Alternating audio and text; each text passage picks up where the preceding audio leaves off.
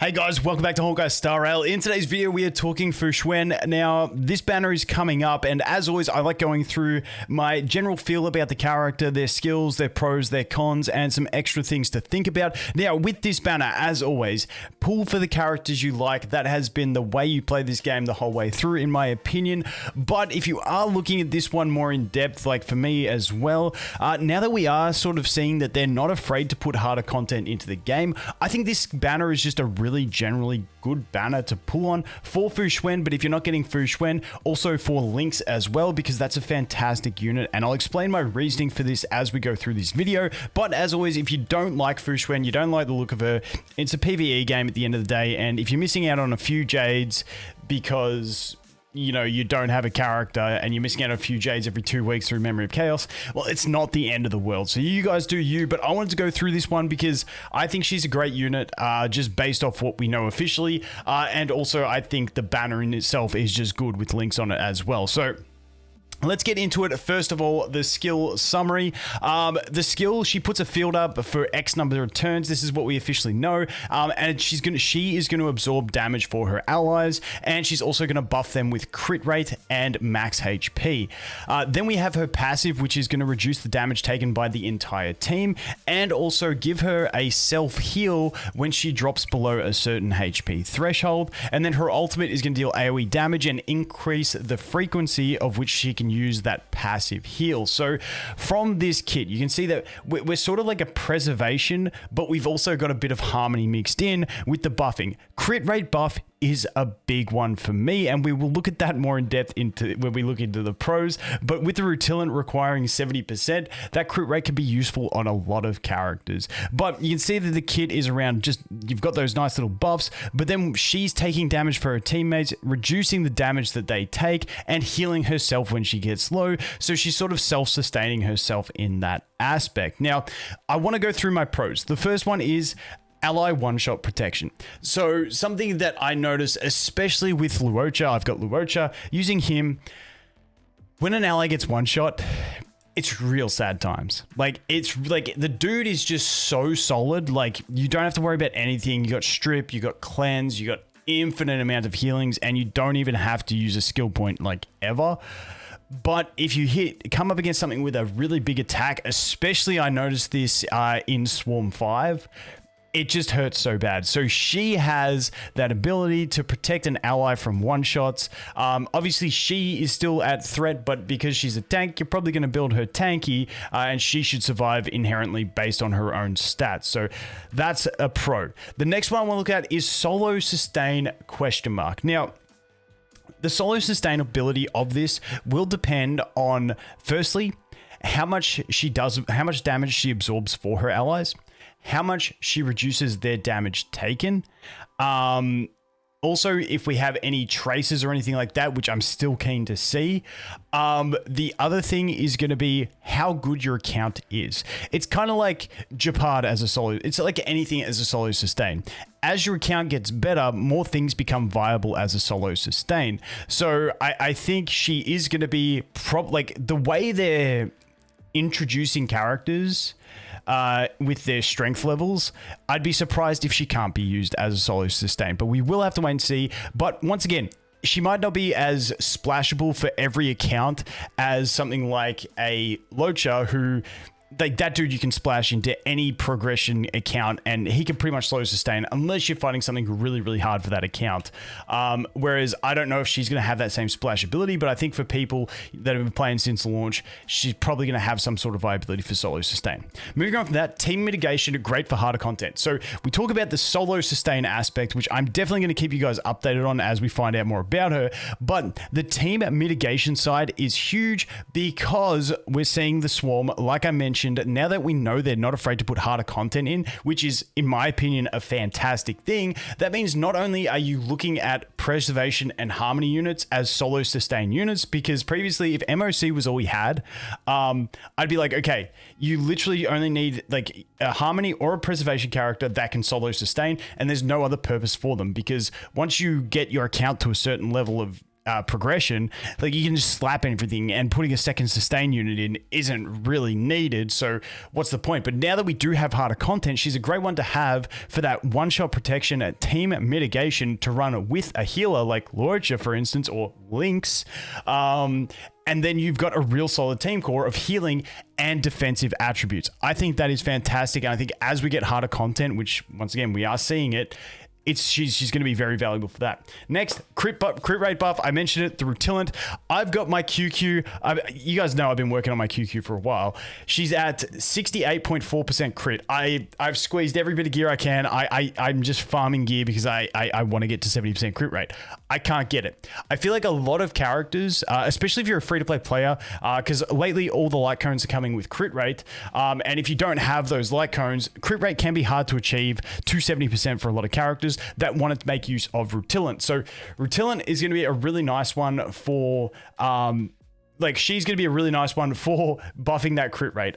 How much it is, who cares? Because often you don't need a ton. Like you can balance, depending on what her crit rate is, her buff is, you can, balance the builds on your characters around that. But that crit rate buff is honestly a huge thing. It's like when we look at her as like the buffs that she could have got, crit rate is like, in my opinion, one of the most valuable ones for helping my teams out. Then we have the max HP buff. HP scaling damage is going to get a buff from that. So the big one that you look at is something like Blade. She's going to buff his max HP, buff his crit rate. That's just buffing his damage altogether, which is a really nice one to give to him. And any HP scaling damage dealers that we get in the future are obviously going to benefit from this type of thing. The next pro is that she has AoE Quantum Break. Now, kind of like Luocha when he came out, people always get mad at me for saying Luocha, but it's just habit. I can't help it. I get that they say Luocha, but it just sounds weird for me.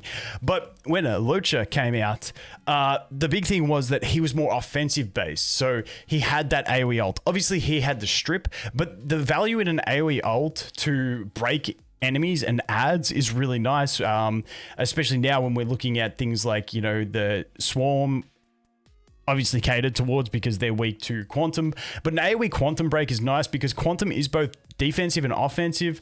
So I really do like the Quantum Break, especially on a preservation unit that has it as AoE.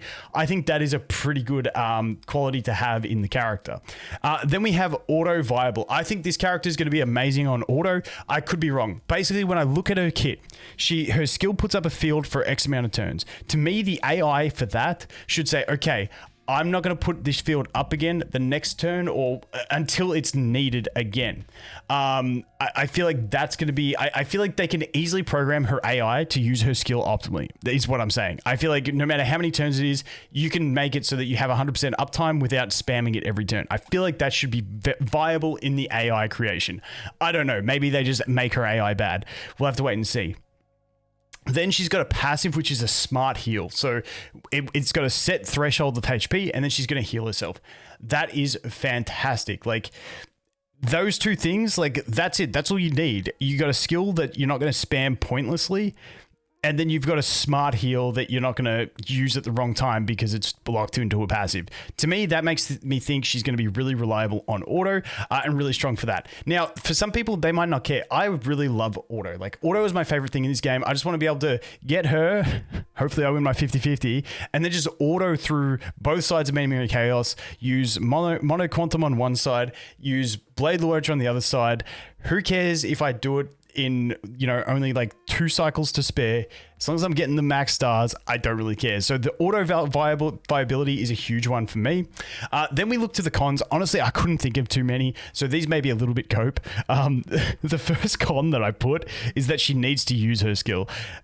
Basically, when we look at Luocha, the dude never needs to use a skill. So compared to him, it's a bit of a con, but let's face it, you're getting buffs as well. And depending on how frequently she needs to use her skill, she's probably going to be neutral or positive on skill points, which is still a pro in my opinion, but I had to put something in con, so that's it. And the other con is healing. Obviously, she has the healing with herself. We haven't seen anything of team healing yet for sustainability, so if she had some team healing, that would be really good for her solo sustaining, but depending, once again, like I mentioned, on her how high her mitigation levels are, then she might be able to just solo sustain anyway. But like I mentioned, also is knowing the way they've been releasing characters and how powerful they've been releasing the 5-star characters, I would be very surprised if she came out in a state that couldn't solo sustain for people at least with like decently built accounts. So that's the pros, that's the cons. Like I said, cons are a bit cope because you know, I just felt like I had to put something in there. She couldn't just be a full list of pros. But there we go. Now into the food for thought section. Now, food for thought on whether you want to pull for her or on her banner. So the first one is the Mono Quantum. If you have Silver Wolf, then it's very enticing to pull on this banner, especially because even if you miss Fu Xuan, you should hopefully, fingers crossed, get a copy of Lynx. That's what I'm doing on my account. I'm not guaranteed to get Fu Xuan. I'll get to a 50-50. If I lose it, then it all comes down to RNG and trying to get her early on the next one. But at least I'm hoping I can get a Lynx. And with a Lynx, based on what we know of her, I'll do another video on her as well. Hopefully Lynx can just solo sustain my Mono Quantum for at least like Memory of Chaos or something like that. That's what I'm hoping for. I've got the Silver Wolf. QQ is all I need for a damage dealer. I've got Zilla as well in my back pocket and I can build her if I have to. And, you know, I should be pretty good. The thing with Mono Quantum is, we call it Mono Quantum because you're using 4 quantum units, but you can use 3 quantum units and a buffing unit that the enemy is weak to if you want to as well. So like it's very flexible in that sense. So once again, Mono Quantum, if you pull a Silver Wolf, then I think the want to pull a Fu Xuan, or at least on her banner to get her all Lynx, goes right up. The next one, obviously that leads into my next point, which is Lynx is on the banner. So I think Lynx is going to be pretty crazy. I'll talk about her in a future video, but yeah, Lynx, just based on what we know that she has in her kit, without looking at numbers, like her healing numbers could be so low that she's trash, but like the utility in her kit is just too strong for me to like just shy away from. So that is that one. And then obviously it's the solo. She's got like the solo and hard content sustainer. So she can be the solo sustainer or she can be the hard content, pair her with the healer sustainer. And if you need that kind of thing, you want to pull for it. If you're still running a Natasha solo heals, once again, waifu over meta, if you don't like her and you don't want to pull in this banner and you're saving for someone else, like that's cool, but you got balls of steel to be skipping this if you're still running in Natasha as your solo sustain unit. I mean, mad respect to you for skipping this banner if that's what you're still running. But I think if you've still only got Natasha and you don't have Japad, you don't have Bailu, you don't have Locha, you're pretty hard pressed not to do at least a few pulls on this one to try and get yourself a Lynx at least. But that is my thoughts. Like I said, pull for who you want. If you don't like her, we do have Jingliu and we do have Topaz coming up. My plan is to probably go for her and then probably skip for Topaz because I want the character with the pet, because the pet's cool and the pig's just really cool. But, you know, I'm a degenerate. I put summons into every banner. I put a few summons into Dan. I put a few summons into Kafka. I can't help it. I'm pathetic.